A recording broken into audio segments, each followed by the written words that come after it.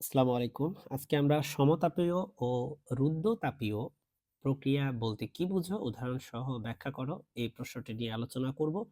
রুদ্ধতাপীয় প্রক্রিয়া আমরা জানি যে সেই প্রক্রিয়া যে প্রক্রিয়ায় তাপ হচ্ছে রুদ্ধ থাকে। মানে তাপ হচ্ছে কোনো প্রকার আদান-প্রদান ঘটে না এই প্রক্রিয়াতে। তো পরিবেশের সাথে তাপের যদি আদান-প্রদান না ঘটে তার মানে হচ্ছে সেই প্রক্রিয়াটাকে তখন আমরা বলতে পারি রুদ্ধতাপীয়। তো এখানে তো ওদের মতো করে ওরা ব্যাখ্যা করছে, সেটা চাইলে পড়ে নিতে পারো। আরেকটা হচ্ছে তাপগতিবিদ্যার ১ম সূত্রটা কেমন হয় দেখতে রোধতাপ প্রক্রিয়া? আমরা জানি তাপগতিবিদ্যার ১ম সূত্র হচ্ছে dQ = dE + P × dV, যেখানে dQ হচ্ছে তাপের পরিবর্তন, dE হচ্ছে অভ্যন্তরীণ শক্তির পরিবর্তন, P মানে হচ্ছে চাপ, আর del V মানে হচ্ছে তোমার আয়তনের পরিবর্তন। সেখানে এই P × dV এই জিনিসটা আসলে হচ্ছে কাজের পরিবর্তন। মানে কাজের পরিবর্তন মানে আসলে কৃত কাজের মান আরকি। কতটুকু কৃত কাজ হলো। তো সেজন্যই রুদ্ধতাপ প্রক্রিয়ার ক্ষেত্রে যেহেতু আমি আগেই বললাম যে তাপের কোনো প্রকার আদান-প্রদান হয় না। তার মানে dQ হচ্ছে 0, তাপের আদান-প্রদান হয় না। আর Q বলতে কিন্তু তাপ বোঝায়। আর dQ মানে তাপের পরিবর্তন। তাপের পরিবর্তন এখানে কিন্তু 0। তাহলে তাপগতিবিদ্যার ১ম সূত্র যেহেতু ছিল dQ হচ্ছে dE + P × dV, এই ফর্মুলাতে তোমরা দেখতে পাচ্ছ যে এটা কিন্তু শূন্য হয়ে যায়, তাই না? এটা শূন্য হয়ে যায়, সুতরাং ডিই প্লাস পিডিভি এই জিনিসটা থাকে। তো আমরা একটু রিয়ারেঞ্জ করলে লিখতে পারি D E equal to minus P into DV.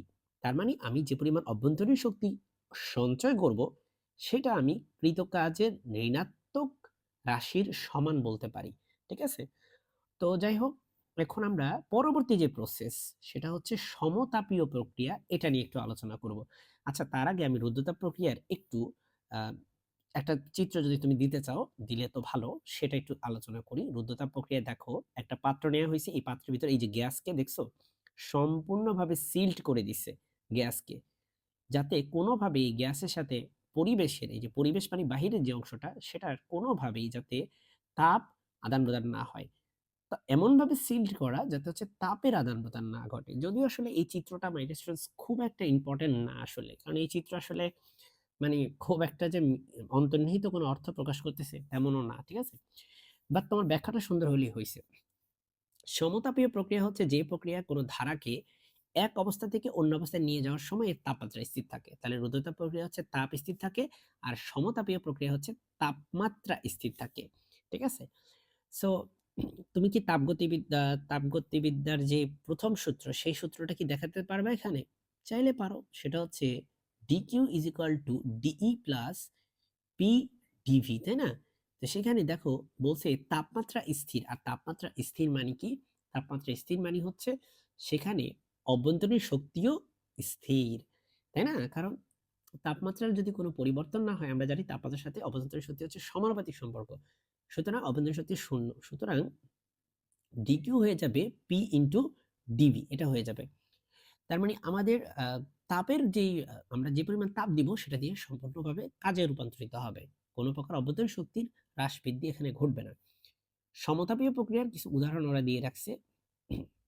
ধরি সিলিন্ডারের মধ্যে একটি গ্যাসীয় পদার্থ আছে, এই যে এখানে দেখতে পাচ্ছ। তো আমি আর এই উদাহরণগুলো তোমাদেরকে বললাম না, কারণ এগুলা তোমরা দেখতে পাচ্ছ, পড়ে নিতে পারবে। আমি জানি তোমরা বুঝবা। সো এখানে মূল ব্যাপারটা হচ্ছে যে এমনভাবে আমার সিলিন্ডারকে কানেক্ট করতে হবে যেন কোনোভাবেই পরিবেশের সাথে এই যে বাহিরে থাকা এই পরিবেশের সাথে আমার এই সিলিন্ডারের ভিতরে থাকা গ্যাস সেটা কোনোভাবেই যেন টেম্পারেচারের কোনো প্রকার আদান প্রদান না করতে পারে বা তাপমাত্রা কোনো প্রকার আদান প্রদান না করতে পারে। সো এই হচ্ছে আজকের আলোচনা। আশা করি ফলপ্রসূ হলো। আসসালামু আলাইকুম।